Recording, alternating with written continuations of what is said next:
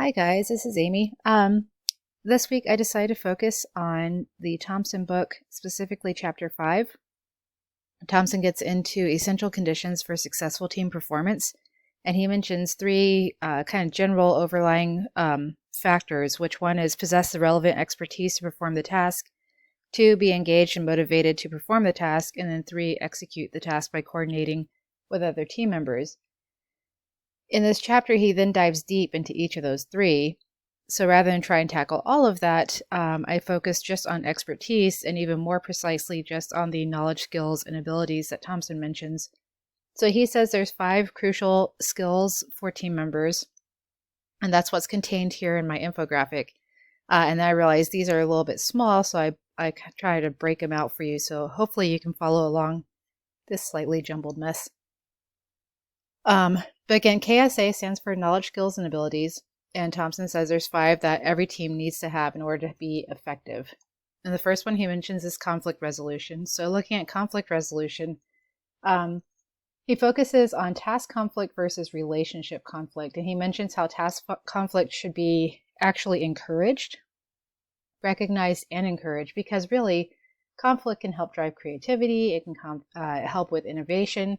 It's something that Steve Jobs really focused on in Apple, actually, was bringing together groups that would be okay and comfortable with conflict and then using that to spur innovation. So there's nothing wrong with task conflict. However, it can lead to relationship conflict, and that's where we start seeing issues in teams. So relationship conflict can actually reduce the efficacy of the team, and that he specifically mentioned should be discouraged. The next one he discusses is collaborative problem solving.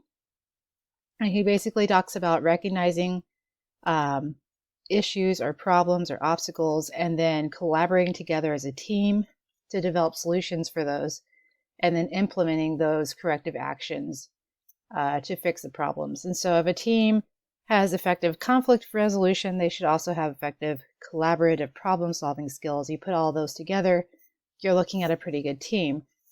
However, then he also adds communication. So communication is not just the ability to speak clearly, but also using active listening skills. And he specifically says active listening techniques. So not only should team members be effective communicators as far as communicating their thoughts, their ideas, even their emotions, but they should also be skilled at actively listening to each other and listening by avoiding judgment. Listening to understand, and then again, thinking before you speak. Why? Because we don't want to cause any further relationship conflict that doesn't need to occur. And then finally, fourth, he mentions goal setting and performance management. Specific, challenging, acceptable. Those are the 3 main things he discusses. That goals should be specific. So just think back to SMART goals. We've talked about that in previous classes. Goals should be challenging. If it's challenging enough, it will engage the team. If it's too challenging, it will discourage the team. And then goals should be accepted by the team. And then finally, planning and task coordination. So he's looking at activities, information, and tasks. And we need to ensure that all of the activities, information, and tasks are coordinated and synchronized within the team. Some tasks are going to involve interdependencies between team members, meaning that they can't do them individually, but they need to be dependent upon each other to accomplish the task. And so that's where planning and coordination really needs to come into play. And so according to Thompson, if you got all 5 of these in place, you should have a very effective team.